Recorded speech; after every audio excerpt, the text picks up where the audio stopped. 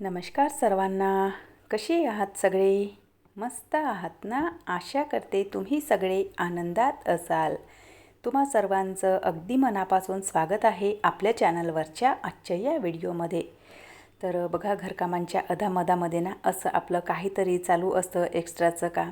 जसं बघा, नॉर्मल जी गृहिणींची दिनचर्या असते, जे कामं असतात, तर तसेच कामं माझेसुद्धा असतात आणि तेच कामं मी तुमच्यासोबत शेअरसुद्धा करते.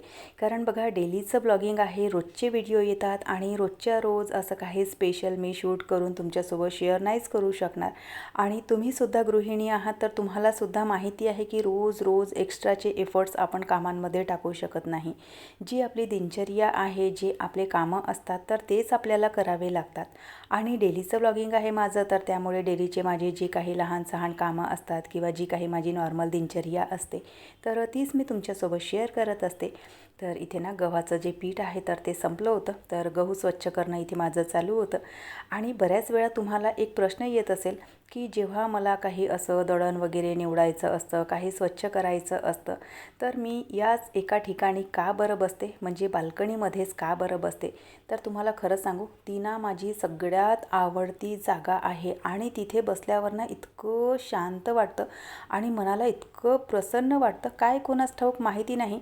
पण हळूहळू ही जी बाल्कनी आहे आणि तिथली जी जागा आहे, तर ती माझी ना इतकी फेवरेट होत गेली आणि एका पॉईंटला ती इतकी फेवरेट झाली की मला तिथल्याशिवाय ना घरामध्ये बाकी दुसरी कुठेच चांगलं वाटत नाही. म्हणजे तिथे इतकं छान आणि इतकं मनाला प्रसन्न वाटतं.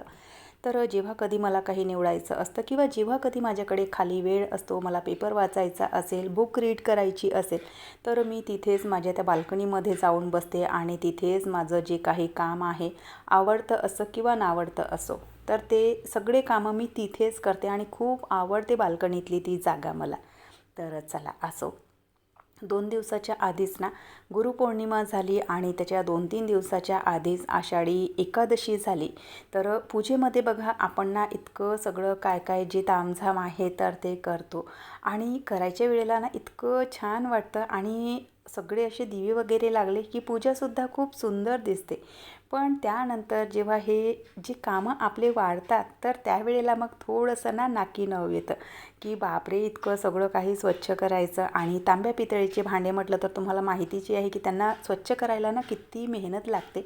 पण नेक्स्ट टाईमला ना हा विचार येतो डोक्यामध्ये की मेहनत जरी लागत असली, कामं जरी वाढत असले, तर त्यावेळेला जे मिळालेलं समाधान असतं, तर एकंदरीत कॅल्क्युलेट केलं ना, तर वाढलेल्या कामांपेक्षा मिळालेलं जे समाधान आहे ना, तर ते मोठं असतं.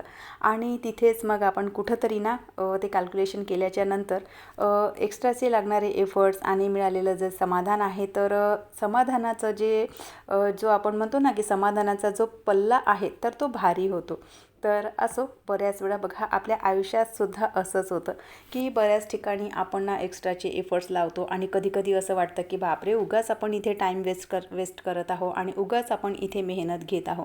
पण कधीकधी बघा, त्या गोष्टीतून किंवा त्या मेहनतीतून जे समाधान आपल्याला मिळतं किंवा जे समाधान दुसऱ्याला मिळतं, तर ते समाधान मोठं असतं. आणि त्यावेळेला मग ना जे आपले वाढलेले कामं असतात किंवा आपली लागलेली जी मेहनत असते ना, तर ती कुठेतरी ना म्हणजे त्या समाधानाच्या खाली दबल्या जाते आणि जे समाधान आहे तर ते मोठं मानलं जातं. तर बऱ्याच वेळा जीवनामध्ये बघा असे क्षण येतात आणि त्यावेळेला समाधान किंवा वाढलेले कामं, तर यांचं कॅल्क्युलेशन करता समाधानाचं जे म्हणजे एक मोल आहे ना, तर ते मोठं असतं. तर सगळे जेही दिवे वगैरे होते, तर ते सगळे मी स्वच्छ करून घेतले. आणि देवपूजेमध्ये बघा, म्हणजे अगदी छोटे छोटे ना असे भांडे दिसतात, पण जेव्हा स्वच्छ करायला आपण घेतो ना, तर त्यावेळेला ना असं वाटतं की बापरे, किती सारे सगळे भांडे आहेत आणि याला स्वच्छ करता करता किती वेळ लागतो. आणि खरंच ना, तांब्या पितळेच्या भांडेला स्वच्छ करायला ना इतका वेळ लागतो. आणि म्हणजे असं काही नाही, वेळ लागतो, पण स्वच्छसुद्धा होऊन जातात लवकर. म्हणजे जे काही तांब्या पितळेचे भांडे स्वच्छ करण्याची पावडर असते, तर त्याच्याने अगदी झटकेपट होऊन जातात ते.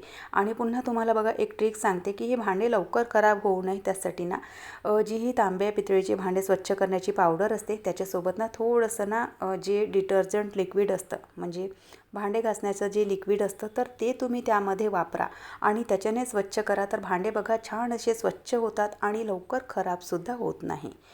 त्यानंतर मग सायंकाळी ना स्वयंपाक बनवायचा होता. आता स्वयंपाकामध्ये ना सकाळ संध्याकाळ आपलं चालू असतं, काय बनवू तशी आठवड्याची स्वयंपाकाची तयारी असते माझी. पण तरीसुद्धा असं होतं की म्हणजे प्रत्येकच वेळेला ना हिरवं भाजीचं खायचं मन करत नाही किंवा मग सकाळी सकाळी टिफिन वगैरेसुद्धा असतात, तर कधी कधी सायंकाळच्या वेळेला ना सुकं भाजीचं सुद्धा मी बनवते.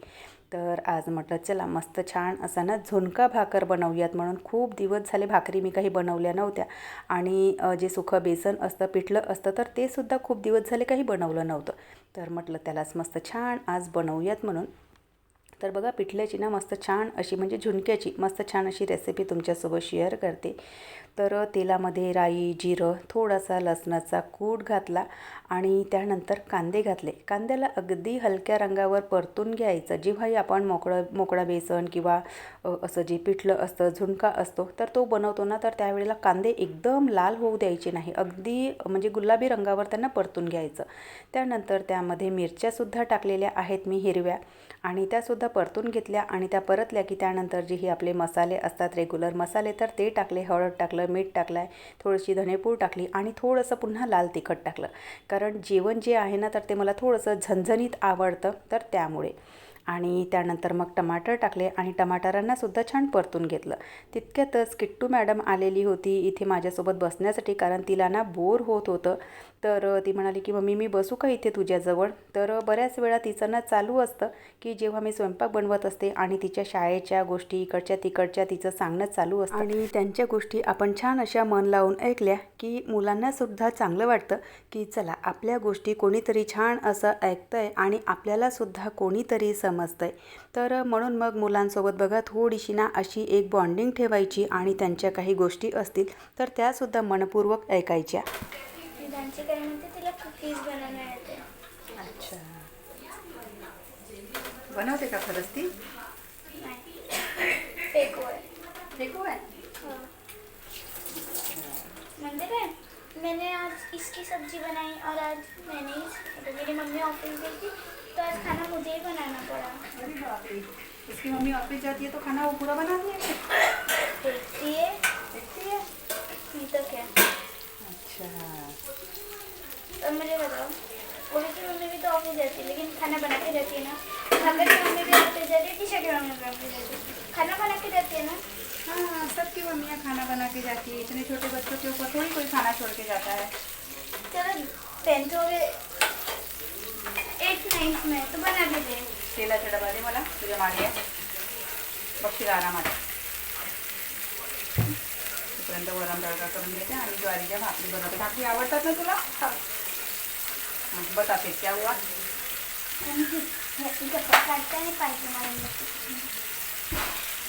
हा तेलाचा डबा मागे टाकून दे, पालथी मारून व्यवस्थित बसशील नाही तर लाच आहे. मेरी मम्मी बोलती थी। क्या बोलती है? जब मैं 5 साल की थी तब मैं तभी रोटियां बेलती थी और अपनी मम्मी की कामों में हेल्प करती थी। अच्छा, जब वो 5 साल की थी तभी से रोटियां बेलती है? हाँ। बाप रे, कितने बता कितने काम वाली लड़की है वो. और सही में है कि नहीं? मेरे को नहीं लगता। अब बता रही है वो कि 5 साल की थी जब से रोटियां बेलती है. और वो फेंकती भी बहुत है ना। तुझे मालूम है कि वो फेंकती है करके? नहीं तो क्या बोलती। एक बार ना टीशा की वजह से टीशा पढ़ गया ना गलती, उसकी वजह से गलती से छुट्टी के टाइम पे उसकी स्कर्ट ढीली हो गई। ठीक है, वो बोलती है मेरी मम्मी ने मेरे को रात भर बाहर रखा। ऐसे बोलती है? नहीं तो क्या। इतना झूठ कौन बोलता है? वो उसको बोलना तो कोई इतना झूठ बोलता है क्या? बोलना झूठ बोलने की भी एक लिमिट होती है ना बोलना.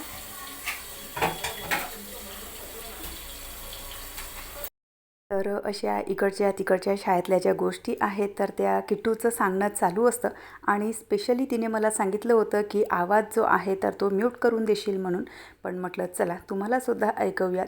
आणि कुठेतरी बघा हेच एक कारण आहे की माझ्या बोलण्यामध्ये हिंदी आणि मराठी असा सगळा गोंधळ झालेला असतो. कारण मुलांसोबत कधी हिंदीमध्ये बोलणं होतं, कधी मराठीमध्ये बोलणं होतं, तर असं किट्टूचं चालू असतं. तर चला, जी फोडणी मी केली होती त्यामध्ये ना पाणी घातलं आणि थोडंसं लिंबू पिळून घेतलं, पाण्याला उकळ आली की बेसन घातलं आणि बेसन चांगलं असं ढवळून घेतलं आणि पुन्हा त्याला झाकण ठेवून शिजवून घेतलं. सोबतीला मला मिरच्यासुद्धा तळायच्या होत्या, तर किट्टू बसली होती माझ्याजवळ, तर तिला मी मिरच्या कट करण्यासाठी दिलं. आणि इथे ज्या भाकरी आहेत तर त्या भाकरी माझं बनवणं चालू आहे.